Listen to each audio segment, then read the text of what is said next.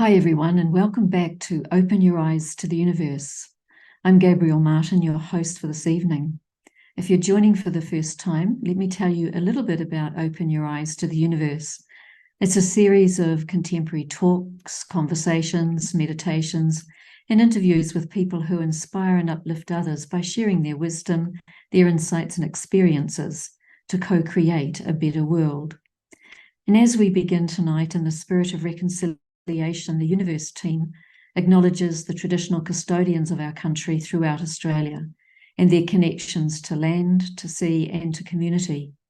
And we pay our respects to the elders past and present and extend that respect to all Aboriginal and Torres Strait Islander peoples here today. And we also acknowledge and respect the wise elder within us all and the collective wisdom of all those here this evening. Last month, we were with an experienced meditator, Maureen Cannon, and we were talking about the power of prayer and meditation, practices that have provided a source of personal solace and well-being for centuries to many of us, and have been used as a collective power for social justice change for centuries as well. Maureen brought a very grounded, practical approach to our conversation on the power of meditation, its transformative power in terms of personal change, as well as its capacity to foster spiritual growth and manifest collective change. If you missed it, Jan will place the link in the chat so you can check it out later on. And here we are tonight, and we have the pleasure of the company of two educators, Nimali Rodrigo and Chanah Wainer. And we'll be taking up a conversation on the education elephant. Now, in case that sounds a little obscure, let me just sort of elaborate a little bit on that. So it goes like this. There's an elephant in the classroom when it comes to supporting students to achieve their best during their formal schooling years. And it's this. While teacher and teaching quality are commonly addressed and pointed to as the number one factor in producing student outcomes, it's actually not. What the policymakers don't want us to know, and perhaps have even forgotten, is that teacher and teaching quality are only second in importance in their impact on our students. So what's the first? The first, perhaps not surprisingly, is socioeconomic status background. Yeah, that's right. It is in fact the wider social and life experiences of students, what they bring into the classroom, that are of greater importance in shaping and determining the outcomes of students' efforts, or their lack of, at school.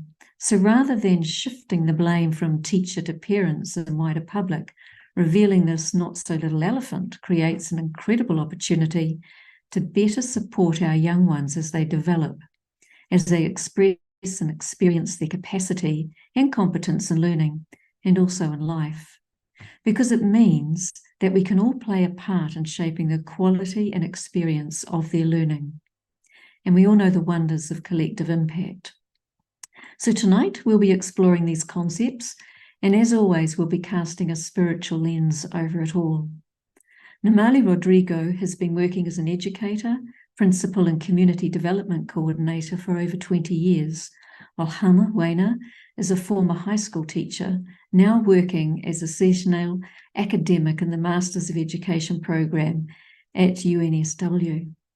Nimali and Chanah, it's a pleasure to have you with us. A very warm welcome to both of you on Youniverse tonight.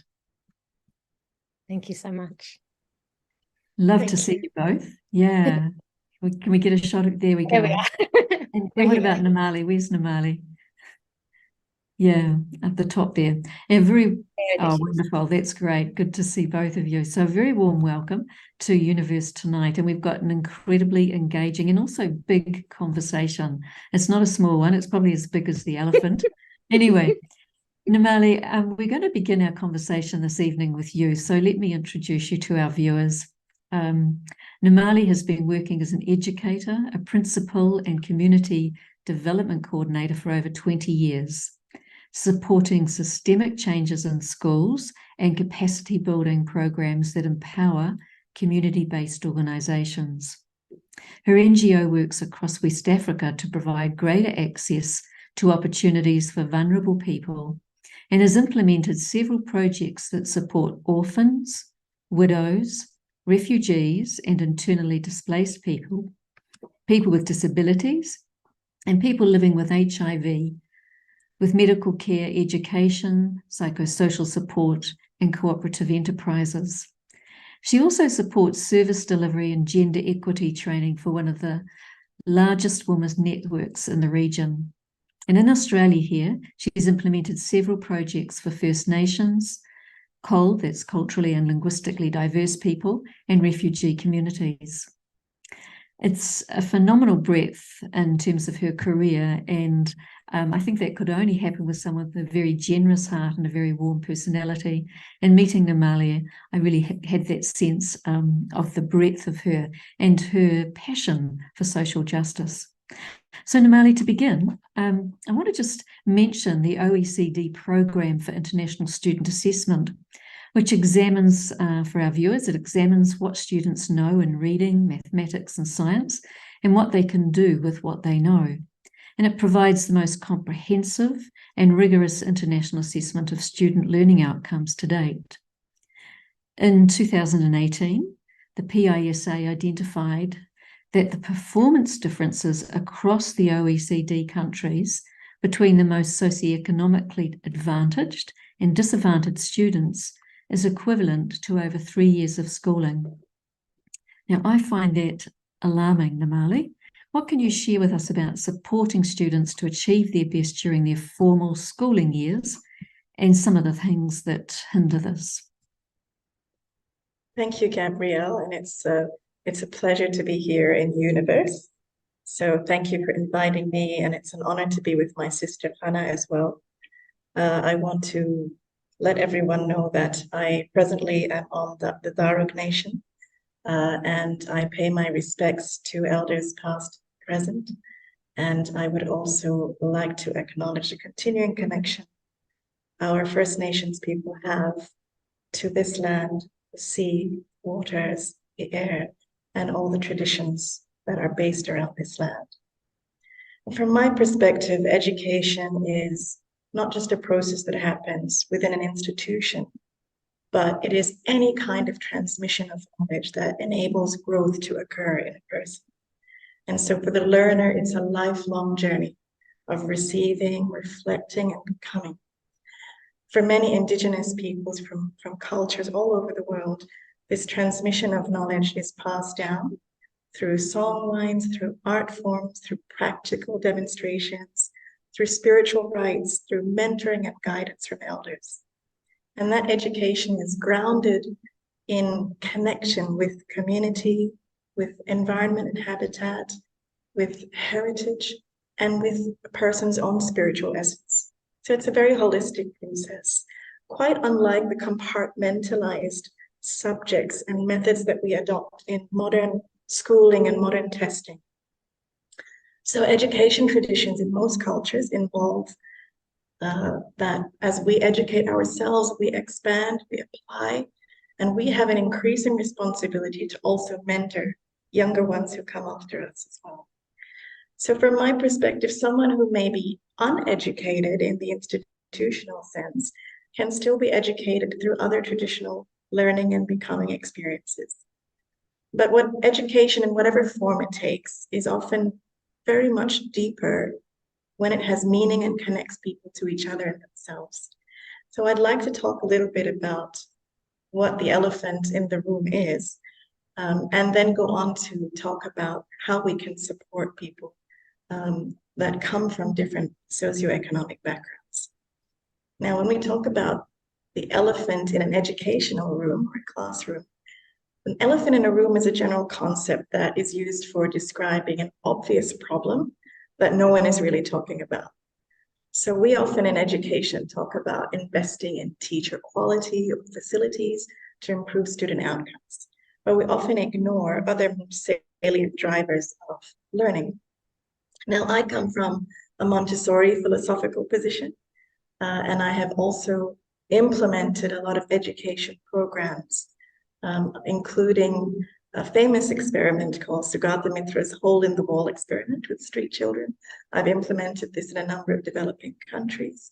And after working with thousands of learners in different parts of the world, particularly in Nigeria, where I was based for a long time, I've come to appreciate that learning occurs naturally in every child and can be facilitated by not just education degree holders that we call teachers, but really anyone who believes in a child, has positive expectations for the child, and provides the context of genuine, consistent support and mentoring so that the child can inbuild motivation within him or herself.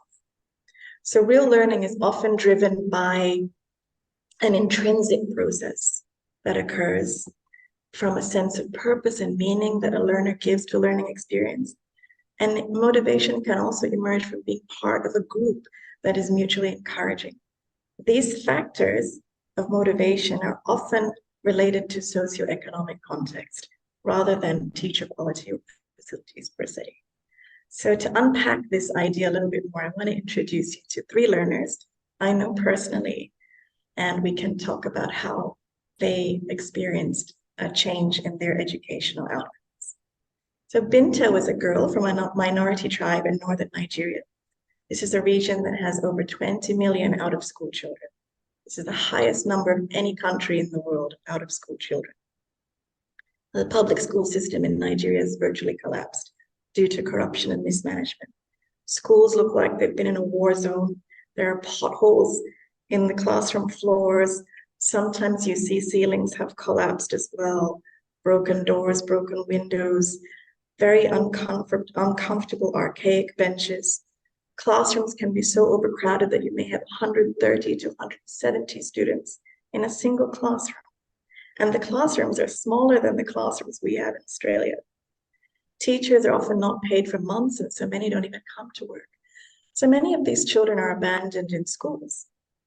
Now in 2019, my team went to public schools in 3 states of Nigeria to identify intelligent junior high school girls and admit them into what we call the Gifted Scholarship Program. Gifted stands for Girls Identified for Training, Education, and Development, so GIFTED. And the Gifted program was all about socioeconomic equity. We placed the girls into functional private schools. We provided weekly mentoring and extra lessons for them in whatever subjects they enjoyed and they wanted to pursue. We gave them regular personal development and leadership training. We introduced them to outstanding women leaders and role models. We sent them to excursions across the country to broaden their life exposure. We basically gave them all the opportunities usually available to children of the wealthy in the country. And after they graduated from school, we sponsored them into university as well and postgraduate school if they wanted to pursue postgraduate studies as well. We also got them placements for work experience. And because we brought them together very often, they became like a family. And we became their family as well. And so with those strong connections and mutual support, they were able to go very far in their studies. Binta's family also stood behind her, and that was a really important critical success factor, I felt, because they shared her vision. Binta was very headstrong. She was a feisty young thing, and she was determined to become a role model herself. She worked hard. She became a registered nurse. And just earlier this year, we celebrated that Binta was posted to the Nigerian Customs Service into a high-ranking leadership position. She's got a very high salary now. I'm sure she'll do very well for herself with her determination. Now, conversely, we had a young girl called Fatima. Fatima was also identified for the Gifted Scholarship Program.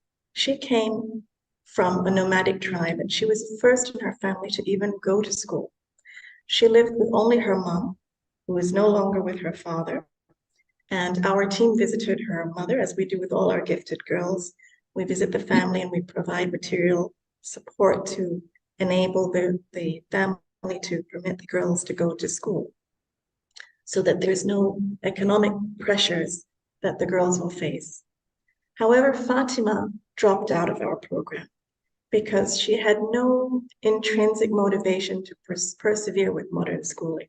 She couldn't really connect the curriculum to her lifestyle as a nomad, part of a nomadic community. And she didn't have the community around her to really encourage her. So within a few months, she dropped out, and all our appeals were not successful. The next year, we're trying to embark on a new strategy with a new education project targeting 60,000 out-of-school students, including nomadic students. And we are going to this time co-design the educational program so that the curriculum, the scheduling, the operations, everything is co-designed and driven by the community so that the children involved can have community support around them and they can achieve their personalized learning goals rather than a curriculum imposed upon them from an external authority. Now, the third case I'd like to talk about is Ade. Ade was a boy discovered sleeping under a bridge in the southern part of Nigeria. He was abandoned by his family, his father in particular, at a young age, and he lost his mom in 2019.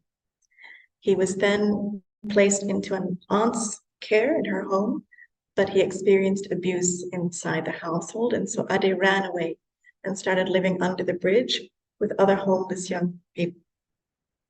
Now, Ade was a survivor, and so he found a way to earn a little bit of money through being in what in Lagos is called a bus conductor. And bus conductors are people that hang in the doorway of a little minibus that is jam-packed with passengers. While the bus is moving, they hang in that doorway, calling out the names of all the bus stops. And as the passenger is getting off the bus, they collect the transport fare from passengers. So this is what Ade was doing, just to put a little food in his mouth every day. In 2021, Ade was enrolled in what's called a Chess in Slums program, where volunteers came to the kids under the bridge every weekend to teach them how to play chess. And through that chess game, they were able to chat with kids about their lives. And soon chess tournaments started taking place under the bridge, and Ade became a champion chess player. The volunteers for this program were all in their 20s, tech savvy. They became like mentors to the kids under the bridge, and they would share their videos and photos on social media. And those photos went viral. I think we even had a case where Paris Hilton retweeted one of the photos as well. So through social media, funds were raised to send Ade and some of the other kids back to school. And Chess in Slums volunteers also established a foster care home so that champion chess players could be in a household taken care of by very supportive guardians and given access to things that many children take for granted, including laptops, healthy nutrition, and access to a wide support network. Right now, Ade is doing really well at school, and he wants to become a fashion designer. And I'm very sure that he is on his way to fulfill that dream because it's led from within himself. So what does this mean for supporting education for every child? For me, it means that we can create a supportive community that has high expectations for children, but also supports the internal and external challenges that they face, particularly if they come from socioeconomic backgrounds that are disadvantaged and also backgrounds that are marginalized. That support can go a long way in helping a child to believe in him or herself. Mentorship programs also help. We have an organization here in Australia called the Raise Foundation, which I have been privileged to volunteer with as well. And the Raise Foundation makes a tremendous impact in the lives of children who are called at-risk kids in schools. Raise trains volunteers, sends them to schools for a 10-week period to support one child each. So it's a one-to-one mentorship. And that makes a world of difference to be, for a child in that situation of disadvantage and perhaps even isolation, to know that there's somebody that they can count on every week to come to school and spend an hour with them, and who's coming just to be there for them, for no other reason than to be by their side. That alone makes an impact on these kids. It also, for us, means that supporting learning programs that are community-led, community-driven, and incorporate deeply meaningful connections for a child within their community, to have a sense of belonging within that community, and to build resilience within themselves, confidence and self-belief also goes a long way. So for me, it's important for us to not just see that elephant in the classroom, but also to be able to nurture that elephant as well. Thank you so much for letting me speak on this topic. Wow, Nimali, that's so almost breathtaking in terms of the breadth that you've introduced us to here in terms of this elephant in the classroom. And I mean, I've been appreciating the wholeness that you bring to education, that, it's the whole child, the whole person, and what's of intrinsic value to them. I think that came through very strongly in terms of listening to what you had to say. Chanah, is there something you'd like to comment on? Yeah, I think for myself, there were a few things that jumped out. Similar to you, Gabrielle, this holistic approach was very, it was a very apparent theme across what you were saying, Nimali.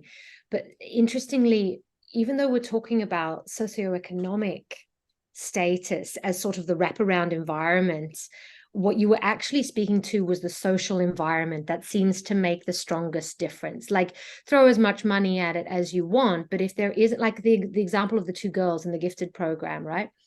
One had that, both had the sort of the economic opportunity provided, but then one had the social support and one did not, and that was the delineator between their connectedness even to that opportunity.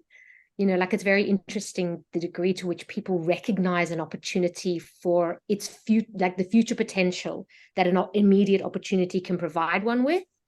But for these girls, that social support seemed to be the delineator. And also that beautiful phrase you use of, in terms of, I couldn't quite phrase his name properly, but the young boy, that he's a success.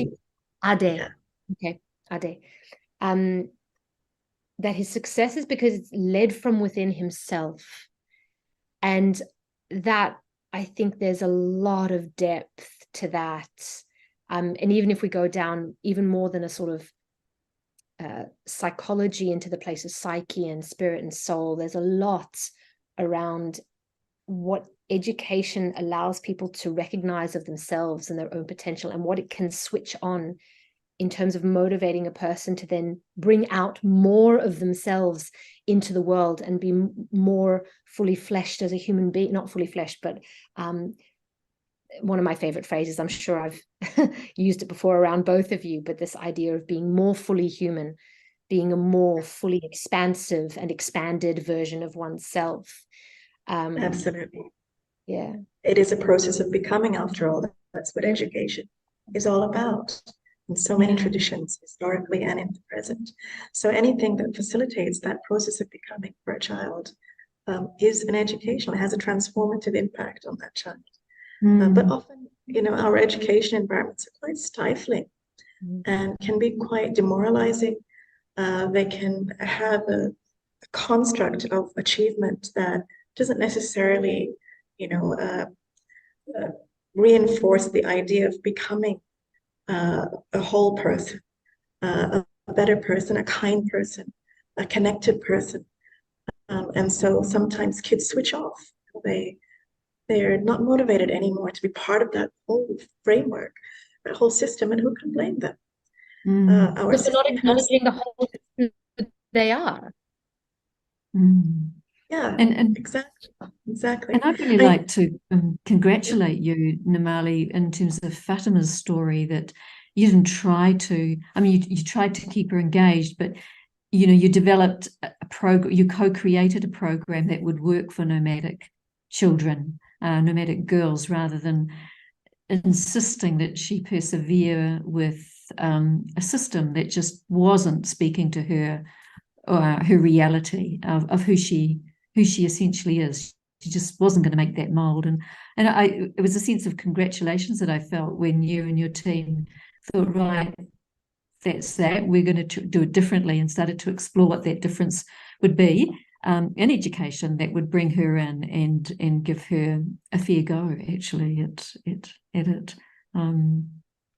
I think that's Gabrielle, also a really important aspect as an educator, isn't it? Like, not Absolutely. putting resources in, but changing the approach to education when it quite obviously wasn't working for Fatima, as it did for Binte. It worked for her, but not for Fatima. So, yeah. Absolutely. I really believe in flexible approaches to education, and community-driven, personal-driven education.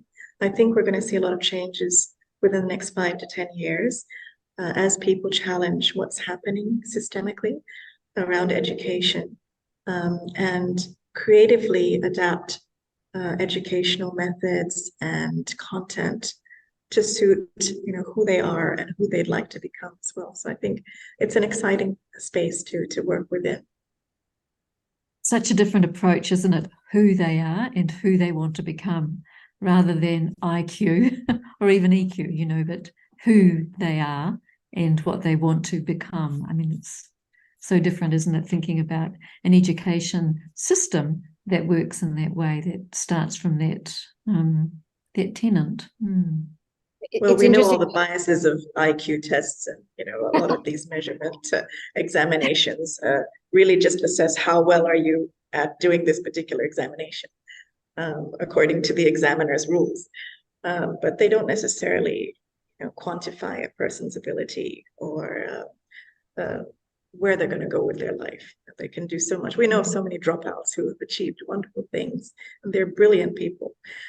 So I think there's a lot to be said about how we measure student outcomes as well, and student achievement.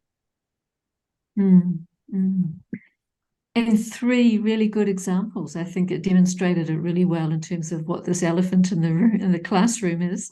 And it's nothing like stories, I think, to really learn. It's a great way of, I think it's a great way of teaching, actually, is storytelling. And yeah.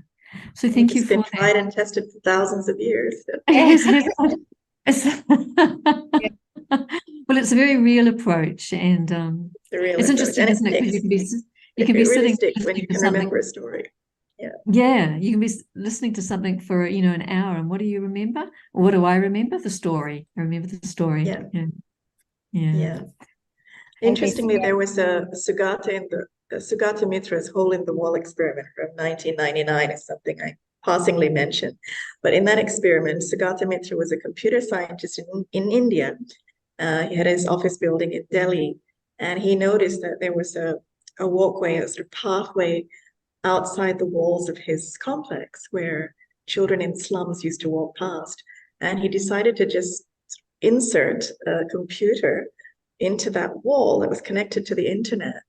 And within one day, those kids, through just trial and error, were able to access the internet and start browsing. And then after some time, he started installing other software and so on, and the kids taught themselves. They just fiddled around and they were talking among themselves as peer-to-peer sort of learning. And they were able to learn a lot without any teacher. So it says a lot about children's innate abilities. They are already inquisitive. They already are interested in learning. They're already, as Maria Montessori would say, they start off life as sponges, absorbing everything from their environment. And they have sensitive periods where they pay more attention to different things. And so when you provide a supportive context, they can actually learn even without a master's degree holder in the classroom. And the second sort of variant environment was to have these kids in a room where they had access to different computers connected to the internet, but they had these virtual grandmas also come in, and these were grandmas from different countries around the world who were not tech savvy. They had no idea what these kids were learning, but they just said, "Oh, wow, what are you doing now? Can you tell me about that?" And they just provide real encouragement. No judgment, just encouragement and support. And he found that the kids actually accelerated in their learning when they just had that kind of environment around as well. So really interesting experiments. Yeah. Really powerful, isn't it? It's a really powerful experiment and a powerful outcome. Yeah. And just to flavor that even further, the things that he had installed on the computer, I can't remember the exact topic, but we're talking kind of like astronomical physics kind of degrees. It wasn't simple maths equations or topics that these kids were picking up the language, they were using it effectively, they were explaining it to each other. And for me, what that speaks to is not just that they can teach themselves, but that we grossly underestimate the capacity of a human being, full stop. At every age, we do it with our elders, we do it with our young ones, we do it with ourselves. And I think that's, if I'm going to name a same but different elephant, it's that, that we don't actually recognize how astronomical the capacity of human beings are, and like how much wasted potential there is within every one of us. Absolutely. We are expansive creatures. And there's no end to how much we can expand if we're just given the right support and environment to allow us to do that expansion. It comes from within. So when it's suppressed, but when it's enabled, when it's facilitated, then we can do wonders. And the power of a supportive environment. The grandma's just getting on and saying, how did you do that? Just the power of a supportive environment. Yeah. Look, we're going to push pause here. You've brought up some beautiful and deep concepts and very clearly termed, with a lot of insight, Nimali. And we'll move to Chanah in a moment. But just before that, let's dive into a meditation together. Would you like to? Yeah, we'll do that together. We're going to do a canned commentary, and it's called Keep a Calm Perspective, and it's off an album called Today I Will by Carmen Warrington. And it's the kind of meditation that I suspect could be useful in all classrooms, particularly if they're a very, the regular kind of classroom where there's definitely an elephant in the room. And this might be a source of inspiration and solace. At least it speaks to the being within rather than a very external kind of instructed knowledge base. So over to you, Pete. Let's move into this meditation together. Today I will, and it's called Keep a Calm Perspective.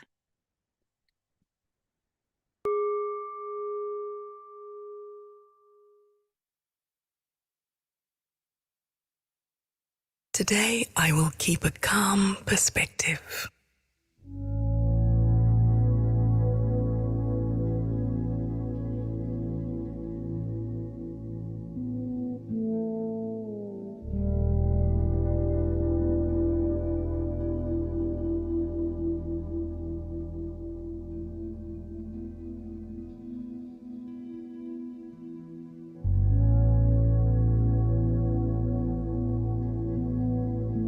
Imagine your body is like a cloud, insubstantial,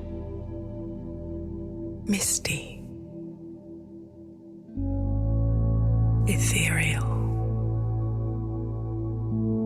as light as air. It's as if you're no longer solid flesh and bone. You're made of mist. You're so light that you could float.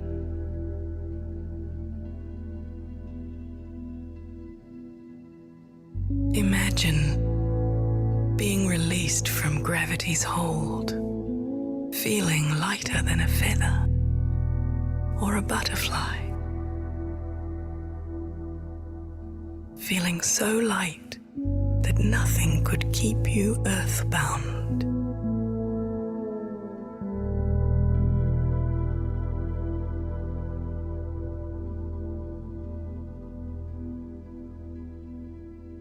Imagine up above you, a secret passageway in the ceiling, leading directly to the open sky.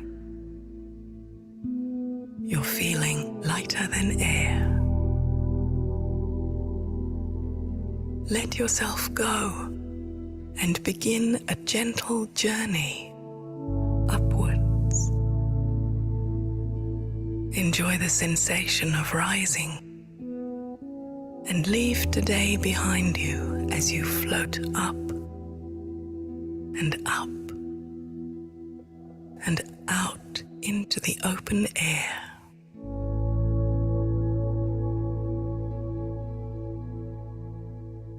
Keep floating higher. Rise above all the buildings, above the treetops, and continue to float higher, rising upwards, leaving everything behind you for a little while, light and free.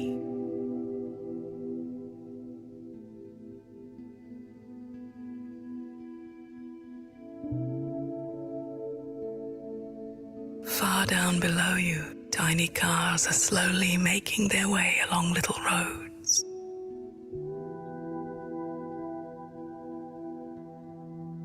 Houses and buildings so small beneath you.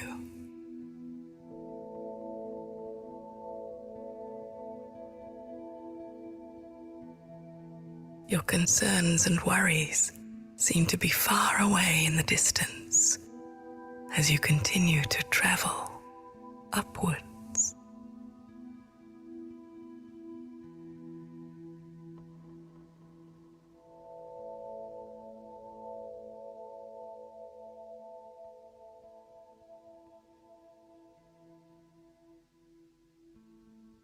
Just above you, there are thick clouds. A wind blows, clearing the way for you to travel through.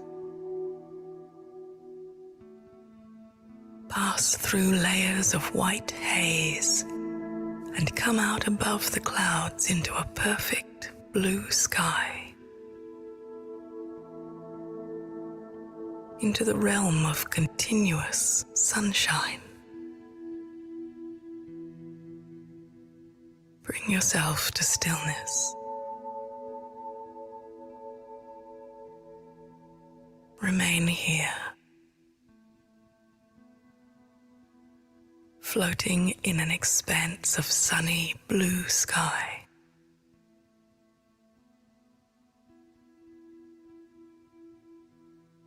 So much space around you.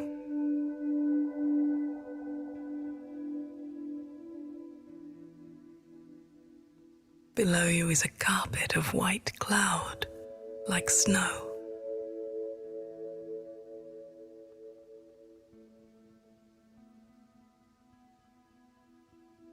Above you, all around you, is the limitless sky.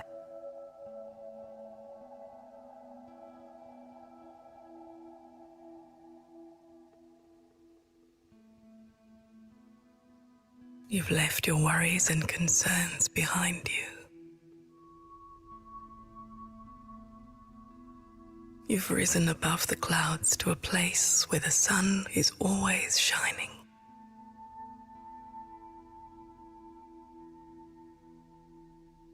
Feeling calm and peaceful.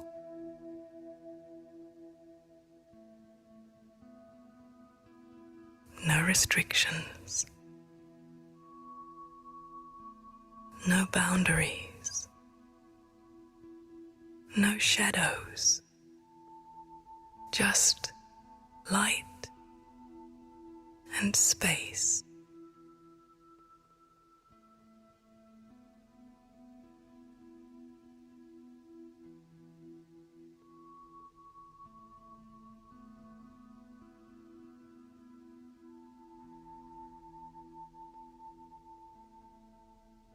Stillness all around you.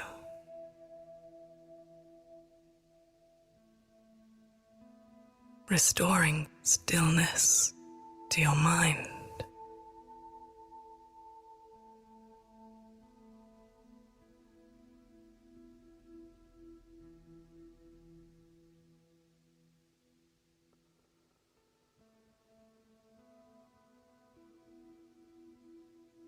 You've reconnected with your inner peace,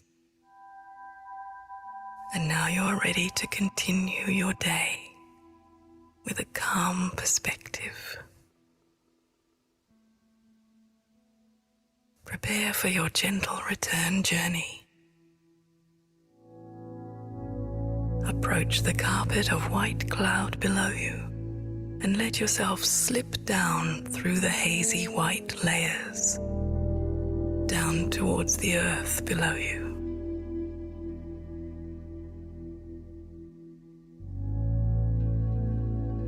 Waft slowly down like a falling feather, dreamily down, enjoying the journey.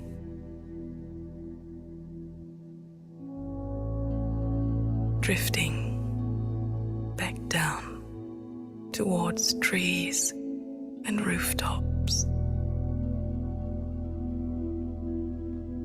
Pass through the secret passageway in the ceiling and slowly drift back down to where you started and reunite with your body of flesh and bone.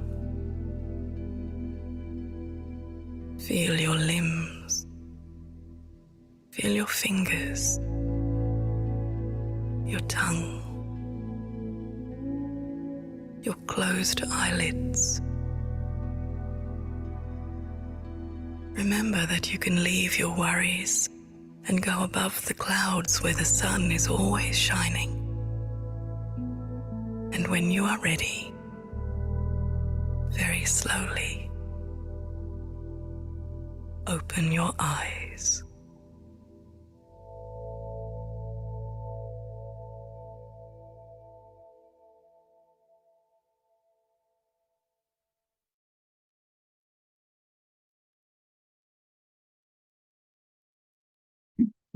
I have one or two teacher friends in New Zealand who use these types of meditations in the classroom, and has a really powerful and positive impact on the children and also the young people. I guess it's being able to use, the power of your mind to frame your experience and perhaps even bring a sense of relief into your school day in a very structured environment. Yeah.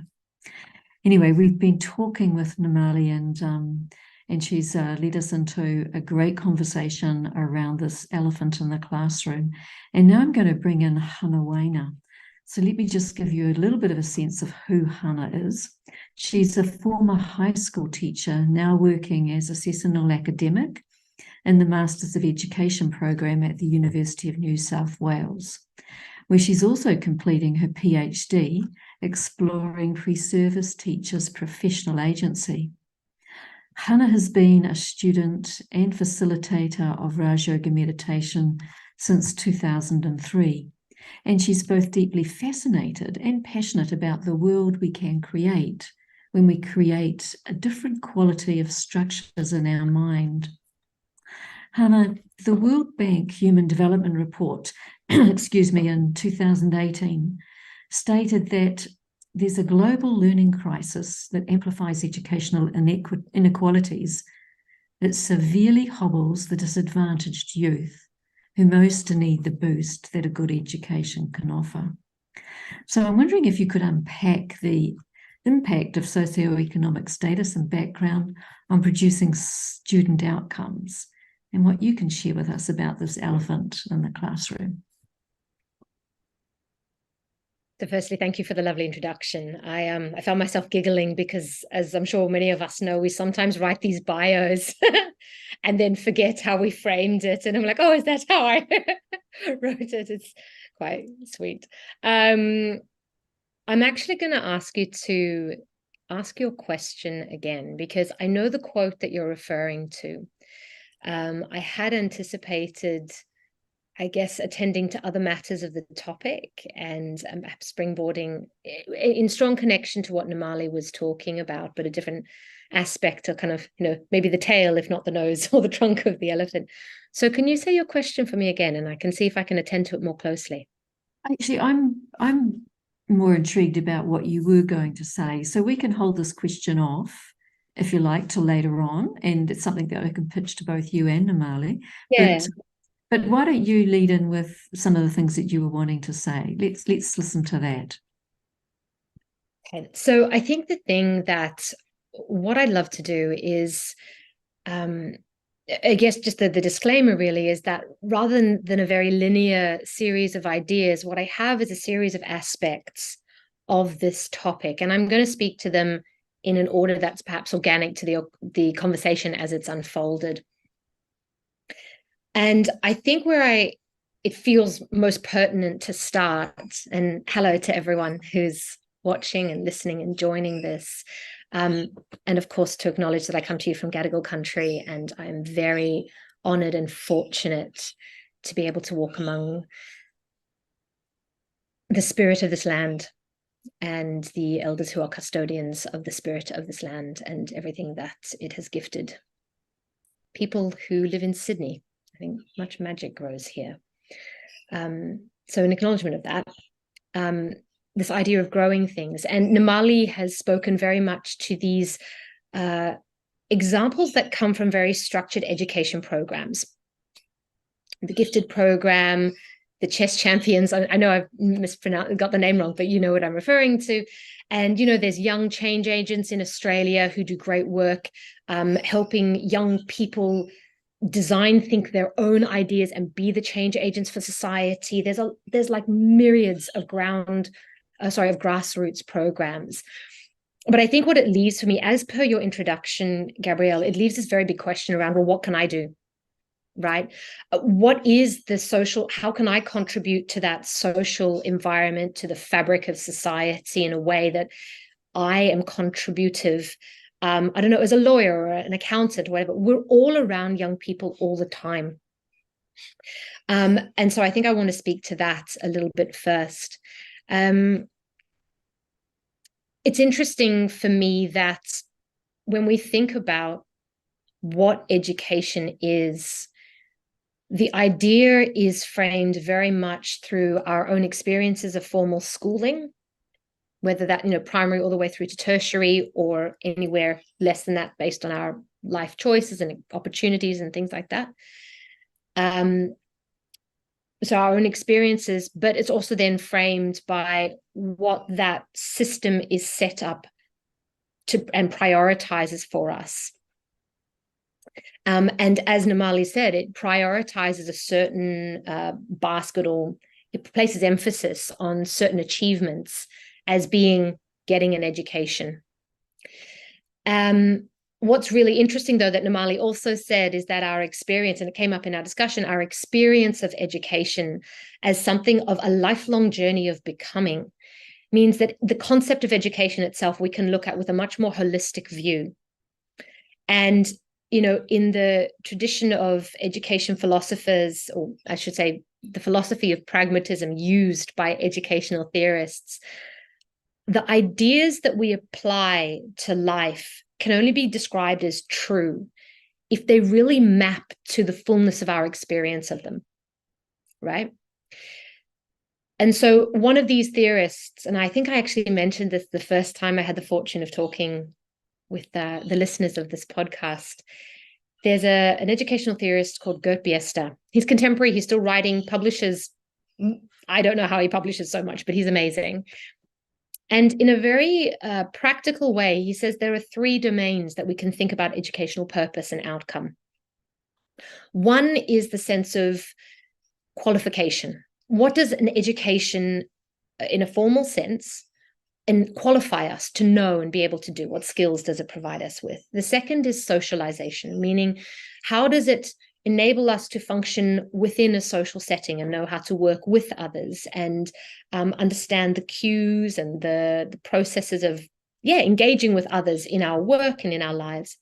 And the third that he attends to is this the bit within that we've been talking about, that subjectification. How do I become a subject of my own life? How do I allow my own personhood to flourish? And if we're to think that formal schooling at present really takes care of the qualification and socialization, I think where everyone can step in is in that bit around acknowledging and enabling unique personhood of young people to flourish. It's very interesting that I know that's all to some degree very highbrow theory, but the importance of thinking and reframing what we even think of education as being, and being very clear on it in our minds. It comes down to, like, change processes and how we enable to, let me start somewhere else. With an analogy, if you're going to change the wheel on a car, it helps to understand the process of that wheel, the system of that wheel, and not to maybe try and slash the tires and peel them off. It helps to know that they're bolted or nutted on. Not a car person, but go with it. To unscrew the nuts first, or actually to jack it just high enough so that the wheel's touching so it doesn't spin, and then take the bolts off, and then cars a little bit. But if we don't know that process, one of two things is going to happen. We're either going to try and change it in a way that causes damage, and then we've lost the entire tire and it cannot be mended or repumped or anything like that. Or so we're going to cause harm, or the wheel's going to spin and we're not going to be able to do it at all, or we're not going to be able to change it as effectively as we could, right? So there are these two aspects of, I kind of framed it quite nicely for myself earlier. We're not going to be able to change things for the better, and we're not going to get better at changing things. So if we're talking about attending to, say, equity gaps, or if we're talking about equity gaps in socioeconomic and social environments for young people, we need to have an understanding of the system and process of education that enables us to do these two things more effectively. Most people, I know you've seen it, Gabrielle, but over the last 20 years, regardless of socioeconomic status, the PISA outcomes of the last 15 years have demonstrate parallel declines between the highest SES, I'll go that way for people looking, highest SES and lowest SES have been in consistent decline in PISA results across all OECD countries for the last 20 years. That means it doesn't matter how much money you have. We're fundamentally not attending to certain bits of this system, or they're only measuring parts of the system, and there are other systems that aren't being represented. Other parts of the system that aren't being represented in that graph. So if we want to attend to equity, if we want to improve learning opportunities for everyone, if we want to bake in a sense, then for me, I think thinking through these three lenses of qualification, socialization, and subjectification gives us a framework to talk with. And then what we can do is go, right, how can I contribute to that? So again, if qualification and socialization are kind of taken care of in the formal setting, then raising the bar on enabling young people to be their own unique selves as something that is equally important as doing well in their tests, as learning to not bully, to not vape, all these sorts of things that go on in schools. Learning how to be cooperative with teachers when they ask something of you rather than just be obstructive, understanding why a teacher might be asking something of you rather than just feeling controlled by the system. All of these things, understanding that the way I show up as a person is as important an outcome, is something that every single one of us can, I think, attend to in how we communicate with the young people in our immediate orbit around why education is important and what we hope for them. Not asking people to cooperate because it was what you're supposed to do or what I told you, socialization, but because there is more that you can become. And if you do this, there's a subtle mechanism that might inspire other people to be more cooperative with you. Encouraging people, as Nimali did, rather than demanding things of people. And in terms of like very practical things, I think when we think about I know I'm talking to a lot of different parts of the picture here. When we think about education as a much more holistic endeavor, then it becomes quite nonsensical that learning outcomes are solely on the shoulders of teachers. it's impossible, right? That they are the only ones who are responsible for all of these three things, especially this bit of subjectification. Within initial teacher education, I've been really, really astounded. Now that I'm actually working in this space, I'm astounded at the quality and rigor that in Australia, in the context that I'm familiar with, which is UNSW, which I acknowledge is one of the higher grades of teacher education in our country. So I'm very, very fortunate and honored to be working there. But I've been blown away by the degree of rigor that new sort of incoming teachers, what they go through in their professional learning to become teachers, like, critical analysis of education policy and understanding the entire context of their working environment. This is not a get in the classroom and tell kids what to do kind of thing. It is intensive and rigorous and demanding and expects a lot. But for us to then think that teachers are responsible for that whole package of a person becoming a person and learning that as a mechanism of their life, it's nonsensical. So I think what there are three things that we can all do, really. And in no particular order. I think one thing we can do, just by the by, it was very interesting to me that I just happened to speak with my mother briefly before we came online. And in the way of things, life dropped a little gem in my hand. I was sort of doing the "Mummy, come and join us" moment. I hope hi Mum, if you are with us. She said she'd just recently listened to a podcast where someone had commented that the person presenting had commented that in sort of a post-truth, post-ish Trumpian world, all that stuff, people have become adults as well, have become very fixated on their opinions. So very fixated on being right and very inflexible, rigid. And I can understand that to some degree. There's a degree of safety, psychological safety, in feeling that we're right. It's kind of like it's just that. It's psychological safety when you can be sure of what you can be sure of, right? Not another thing that is up in the air for you to try and navigate. But what this person said was that the consequence of that was a loss of curiosity. We've shut down curiosity because the fundamental process of curiosity is constant change.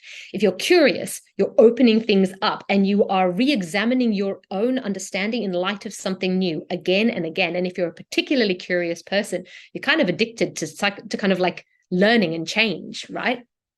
And I can understand that in a world where things are quite chaotic or overloaded, you just want to shut that down. But what it's doing is socially setting up an environment, a social environment where curiosity is not role modeled to young people.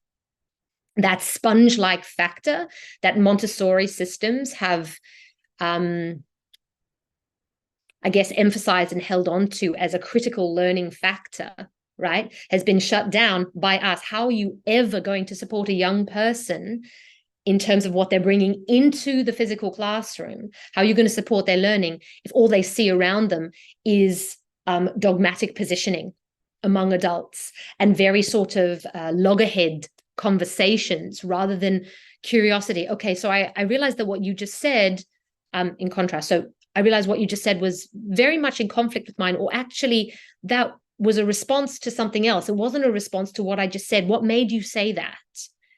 Bringing a curiosity and a bridge building to our conversations with each other sets up a sociocultural environment where curiosity is something that they can just subtly start absorbing. Even the psyche, the quality of our thinking produces the atmosphere that young souls learn to vibrate and sort of like frequency with, right? The frequency of their inner life is cultivated by what we cultivate as the ground, as that soil for them to flourish in. Nimali touched on this actually, but there's a great term. It's called enculturation, and I think I may have even mentioned it before. But there's a whole book on around the cultures of thinking and the social forces that we must master to truly transform our schools. It's a book by Ron Rickard, who is a sort of project head at Harvard for the Graduate School of Education there. But he talks about enculturation, and that the quality of an individual's thinking is a result of the, that sort of sociocultural thinking environment that they are raised within. So one is, I think we need to be brave enough to turn on our curiosity again. And I can say I think that means we have to get curious about who the heck we are as people, and allow ourselves to evolve, and not think that now that I'm adulting, this is what adulting is like, and I have to continue it like this. Like, allow ourselves to take brave steps of self-transformation. Like, can you imagine what it must be like, or what it would be like for a young person to watch an adult, a significant adult figure in their life, go through processes of genuine, organic, and heart-centered transformation in their own life? Like what an extraordinary proposition.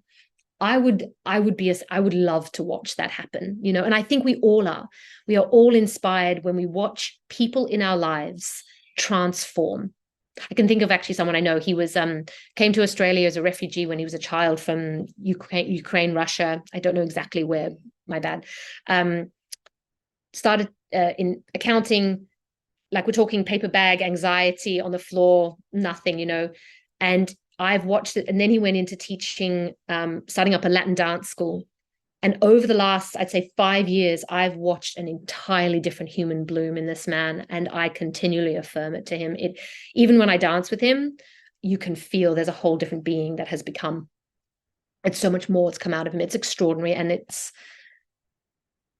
it shows you what's possible for anyone of any age, right? The second thing I think we need to do, and I'll touch on this very briefly, is to think in processual terms. I think if we think of ourselves, of education, of socioeconomic status, of equity, any of these terms in very fixed sense, we are shutting down the lived reality that they are a process. Education is a continual, ongoing, it is life. It is life, and it's ongoing and iterative.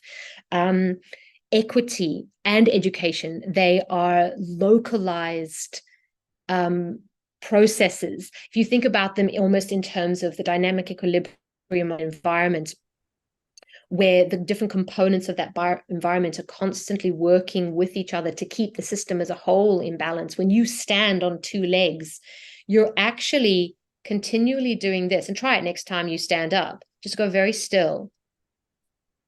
And just notice the very, within what's called contact improv, they call it the small dance. There's this very subtle, almost imperceptible, continual readjustment that you're doing to keep yourself upright, to keep yourself. So balance is not a static state. Balance is different weights in concert with each other, right? Think of like a rolling pin with a ball, right? It's a constant motion thing. So we need to think in processual terms. And I think what that does is allow us to map to realities of what's going on, to think systemically and broadly, for Nimali and her team to recognize that we can't take a one-size-fits-all approach. We have to adjust this and co-design even as the process that's going to enable us to better understand what nomadic students or students from nomadic communities, what they need and will be responsive to. You have to dance in concert with young people. And beautifully, I will say, because I'm a big advocate of Montessori, it's not a very well known or understood system because it's just sort of alternative education. And very often people will dump students in alternative spaces. But it's a very sophisticated system of thinking about and understanding how people grow. And they have one of their core principles is to follow the child. Doesn't mean that the teacher does nothing, but it means that you have a heightened attention to what the child, the student, the person, the adult that you are in conversation with, what is it that they're telling you through their successes and through their failures, and how can you respond to that in a way that helps encourage them forward in their learning. So again, processual terms, know how the tire goes on, so how you can best change it when you need to. And maybe that's a process, again, of being curious about what's really going on here that enables us to then respond more effectively. And the last thing I'll actually share is something I learned from one of the students that I was visiting. So this is a pre-service teacher on placement in, to be honest, I can't remember which school. Although I want to say Matraville Sports. Yeah, so she's someone who has recently done a placement at Matraville Sports High. You know, not the easiest of schools to do a placement in, a 30 to 35% identified First Nations population. So there's more who choose not to identify, because what should it really matter? And what the student taught me was she has a framework for how she builds rapport with her students. 3 words. They have to know that you know them, that you notice them, and that you like them. And these speak to so beautifully how we might create, I think, anyone. I would go so far as to say parents to their children, because we assume that the kid gets it, that I love them, or that the teacher gets that, you know, or even our friends. Do our friends know that? Well, maybe friends. We know who they are, but what do we notice about them? We're attentive to them, and that we like them. And I think if we can bring these 3 aspects, I'm going to have to email her and say, tell her how far that little gem of hers is going to go, because I think this is something that every single one of us can use as a framework to bring a richer quality of connectedness, of that social connectedness that Nimali spoke to as being so like a critical success factor, really, for young people to feel belonging, connectedness, supported, encouraged. The virtual grandma don't even need to be my grandma, just someone saying, yep, oh, great, yep, cool, interested, I'm interested, and keep going, is enough to just help a young person do what they know how to do already. And then we can get out the way and not feel like we have to work even so hard to change everything, because it's a healthy system. It's kind of like, you know, naturopathy. We just have to set the right systems in place for the body to heal itself. It knows what to do. And then we don't have to work so hard fixing all the problems we've made. Some great points in there, Chanah. Thank you. I love your 3, your 3 key messages there. And I'm also a little thinking about this term subjectification, and it's not a word that I naturally gravitate to. Maybe I've got another association of it, but I think really what you're saying there is really looking at the inside out approach, like, who is the being within, which I guess opens up that whole frame of where is spirituality in this education process. And I'd like to ask Nimali about that. Where is spirituality in this whole education process? Where do you think it sits?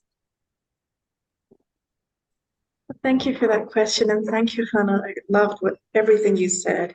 And I think I can really resonate with a lot of your ideas on the 3 points, and even the 3 thoughts that you'd have about a relationship between yourself and child. I resonate with that as a head of a school, where that connection between an educator and a child was so important for their personal growth. And I think I was quite a radical principal, because I really couldn't care less about the curriculum as much as I cared about the personal growth of these children. And so I'd often take any opportunity to say, okay, how can this child learn from this particular experience? Maybe they're having a fight with their friends, or they are not really, disruptive in class, not interested in maths, and so forth. And it might indicate that, maybe they're just not a maths type of person, but they might be very passionate about a cause. And so you might give them some sort of responsibility to handle the calculation of the amount of provisions are going towards a particular beneficiary during a charitable event, for instance, or the number of trees being planted on a particular site when we're doing a tree planting activity. And they really race towards that maths at that time. So working with what interests the child to be able to have a teachable moment. Yeah. But in terms of spirituality, I think, spirituality to me is part of that whole self of a person. And everyone has it in some way, whether we ascribe to a religion or not. We have essence, a spiritual essence that longs for a higher purpose, that feels fulfillment and affirmation when we are aspiring towards higher purpose in life, and when we are connected with earth and connected with other people and animals and everything in the universe. And so that is part of being spiritual, and part of spiritual growth is being able to understand yourself, to be able to reflect deeply about things in the universe, to be able to make sense of the universe as well in ways that provide meaning to you, and to be able to have almost a divine connection to everything in your environment. And the beautiful meditation we had earlier, where you can float out of your physical self and enter a space of serenity and self-calm. A lot of these are life skills that ideally an educated person should be able to develop it within themselves, to be able to expand, to be able to cope with the vicissitudes of life through expanding their self, and through realizing that they're not just limited by this human configuration of cells and body matter, but they are so much more than that as well. And if we can see that in every child, that they're not just a child that's labeled with ADHD or somebody on the autism spectrum, or a child who is of this tribe or that race, or that from that family background. They're not just those labels, but they are a whole spiritual being that is beautiful and has inner worth and value and so much to contribute to this universe. Otherwise, they wouldn't be here. And so to help that person find their calling, to reconnect with their spiritual self, is part of the whole process of a lifelong education, lifelong growth, and part of the transformative experience of education, ideally. And so for us, we often say in many cultures, raising a child takes a village to raise a child. You can't just do it on your own. Whether you're a parent or a teacher, we put so much pressure on teachers in our contemporary education system. Put so much pressure on them. Teachers are among the most stressed out people on the planet. They have just way too much pressure on them. Whether they're experienced for 20 years as a teacher or they're just coming into teaching from graduate school, there is still so much pressure on them to work within a system that expects conformity, expects you to see learners as measurements, subjects that can be measured. And in that way, doesn't attend to the wholeness of a being. It doesn't. Like student, or the wholeness of yourself as a teacher. Absolutely. Your value as a spiritual entity is completely dismissed, right? It's not even acknowledged. Yeah. Your ability to think for yourself and to challenge, well, does this make sense to me? Is it real? How do I know it's true? You should be able to engage in those reflective questions as a spiritual being. Natural faculties of being a human being. Like, just exercise your judgment in a circumstance rather than going, am I allowed to do this? What is the policy on the behavior management? I had a situation I was casual teaching on Friday, and there was literally a situation where it was a rainy day, the wet weather song came on, all the kids came flooding in. And of course, there are these rambunctious teenage boys who want to play tip. So of course, they're running up and down the corridor. One teacher says no. I didn't know they'd already said that. I knew running inside wasn't a thing, but I said, okay, can we do stealth tip? They're like, I'm down with that, miss. Okay, fist bump, off they go. But then another teacher comes back and was like, no, they're just trying to get out of it, and no, go outside, or don't, like, they, this kind of like, it was messy. When you're trying to, when you don't have space to use, it's interesting actually, when you don't have space to use your whole being and to apply your natural faculties of discernment, of appropriateness to the moment, to the child, to the need, to the like, what we wanted the outcome of that moment to be, things just get messy. And Gabrielle, I was thinking as Nimali was talking, of course, like, just, you're so beautifully articulate. I'm so glad you joined us for this conversation. But I was thinking back to that question you asked of me at the beginning, like, what are some of these like factors that are contributing to the socioeconomic mess, and how, and the situation, and how those socioeconomic factors are contributing to the mess and the decline of learning outcomes and that kind of thing, the crisis that has been identified in education. I think if I go back to that like ecosystem analogy, imbalance. I think you kind of answered it. Yeah. If all we do is attend to part of our humanity, our capacity to be disciplined and listen to rules and obey and whatever, we become Muppets who are like caged tigers, rattling and pacing and things, and just, Pazuzu in the head. And I'm thinking of kids actually in the schooling system who are just so sick of being forced to conform. And why do we want them to conform? To what? For whose benefit? And if we bring it back also to that thing of how can people in general contribute, it's to help reorientate young people's thinking around what's important. Yes, why do you need to study right now? Maybe not for the test, but maybe to practice that, to develop the muscle of applying yourself, of being someone who completes things. Like, me, I always have a million ideas, and how much would I have achieved in my life by now if I had completed even half the ideas I've had, helping them. It's not just about getting good marks, not just about measuring them. It's not just about, you got to get a job one day. Some of the common rhetoric that we throw out about what education is, there's so much more to the picture of, I think every single one of us, and I'm sure listeners would agree, what we want for young people, not just from them. And if we orientate people to think about those other aspects, we can nurture a whole being more effectively in support of the formal schooling system, which does, in the reality of our world, provide qualifications that enable them to move into the world of work more. It's the way the system is right now. So we'll kind of also find a way to work with it, maybe, rather than against it.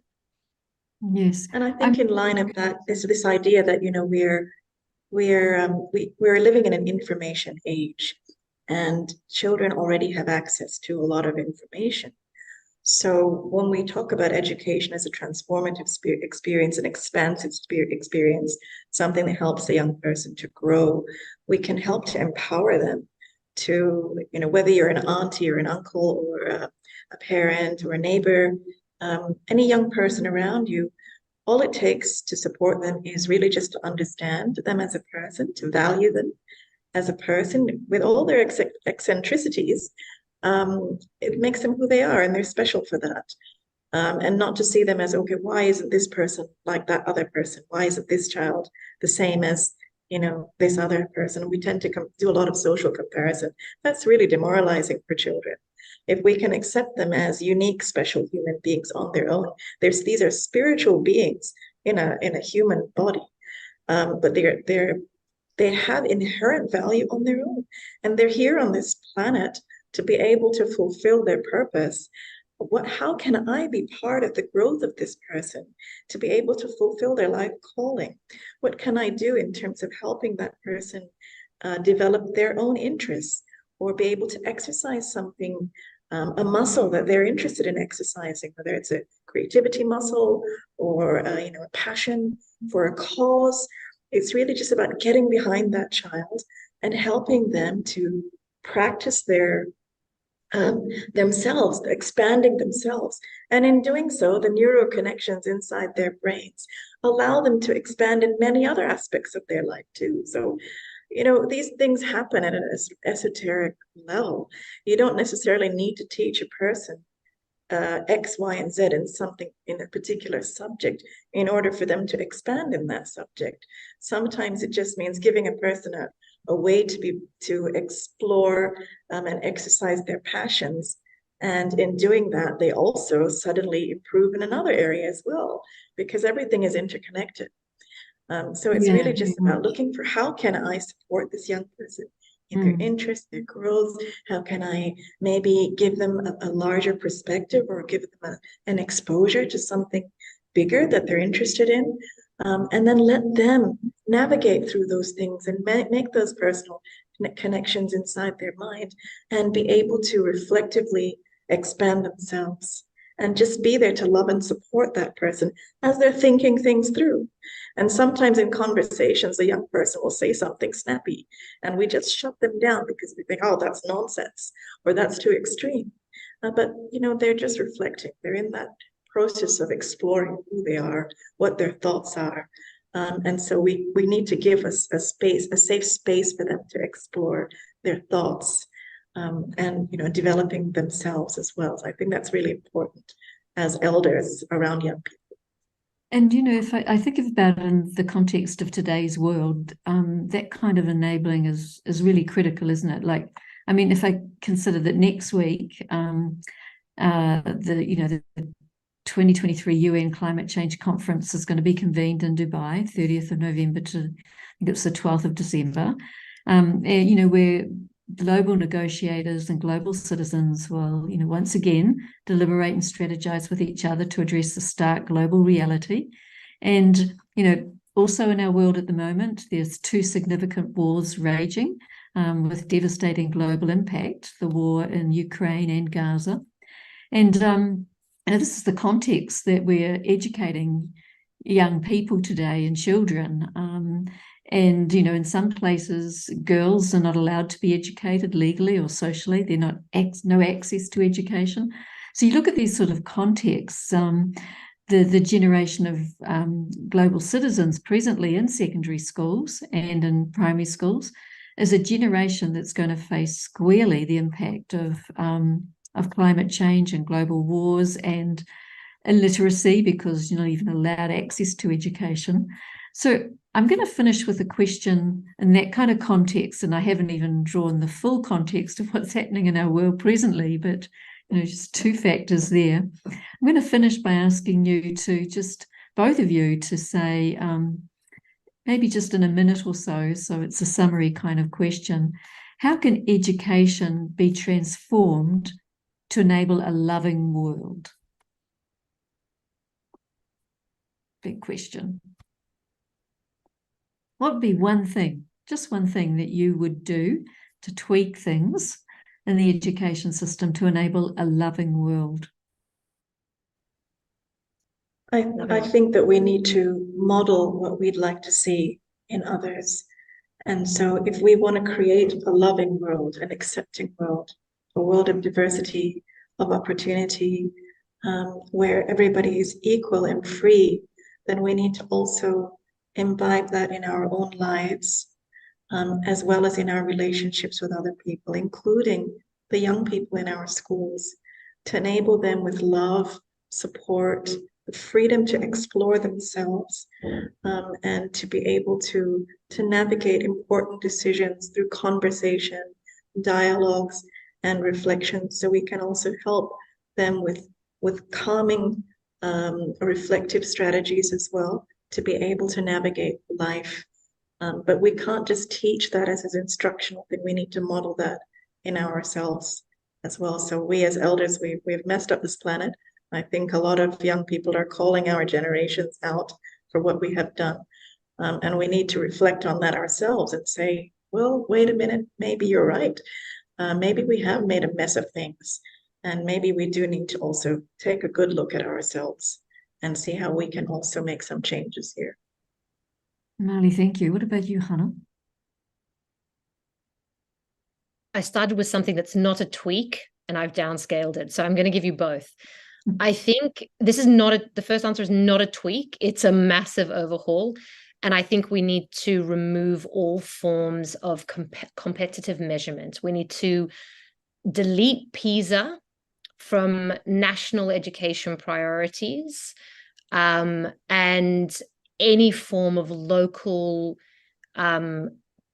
competitive measurement, like anything that in terms of assessment that ranks or rates people against each other, I think is a delete. Not a tweak, but that's one change. I think the other thing we need to do, and it's a little bit of a springboard off Nimali, I think we need to help awaken empathy in young people by showing them that they matter. It is very hard to care about the world beyond yourself if your own heart is crumpled. If you feel compressed or suppressed as a person, and if you feel that the people in your social environment, whether at home, share house, friendship circle that you've chosen for yourself, colleagues, whatever, if you're in an environment where you are not valued, or you are not valued in a way that helps you get it, like if we're talking, say, 5 love languages kind of stuff, if you don't get that you're valued, it is very hard to find strength in your heart to care about more than your dishes, if that. And if we want a loving world, then we need to help people's hearts people live in the world from a place of overflow. And so maybe 2 things to that. There's an A and a B, and the A is we need to help relate to people as though they matter. And the second is to, I think, through meditation, enable people to create a connection with a supreme being, which Nimali pointed us to very wisely, so that people also know how to return, it's like, the internal muscle, and then society becomes the gym where they can work their internal muscle. So it's kind of dual forces, like I'm filling my cup and I have an environment that reinforces my effort and my capacity and my strength to fill my own cup and to stay full and give back. And I think that's a rich conversation indeed. Nimali, really big thanks to you, and Hannah, big thanks to you as well. I love the insights that you've shared and the experiences that you've shared in your learning journey as educators and in your learning journey personally, and the depth of spiritual insights you've brought to our conversation too. So a very big thanks to both of you, and